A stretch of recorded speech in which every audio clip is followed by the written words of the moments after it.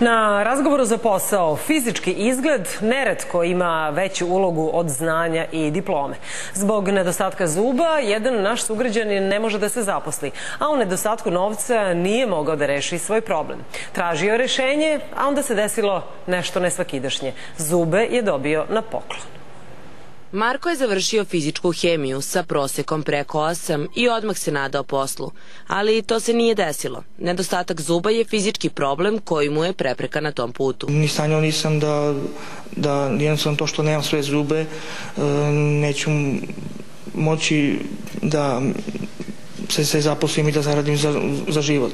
A jednostavno to se predosjeća. Jednostavno, oni su rekli da standardno da nemaju sada trenutno mogućnosti da me zaposle, ali ja sam to ipak video da ipak fizički izgled i zubi prvenstveno tu po meni, da kažem, veliki faktor. Novac za nove zube nije imao. Pisao je mnogim medijima i tražio pomoć, ali dugo nije nalazio izlaz iz svog problema.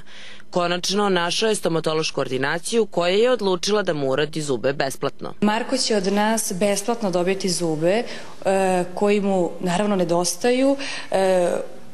To su zubi gornje vilice. On će konačno moći sa tim zubima da se smeje, moći će lepo da priča, moći će da se zaposli, nadamo se, i nadamo se da će uspeti da se oženi posle toga, pošto mu je to jedna od želja. Marko će dobiti novi osmeh i nada se da će mu se tada život promeniti. Njegovo iskustvo nametnulo je pitanje da li fizički izgled zaista ima toliki udeo za dobijanje radnog mesta. Ivana Majstorović, televizija Pink.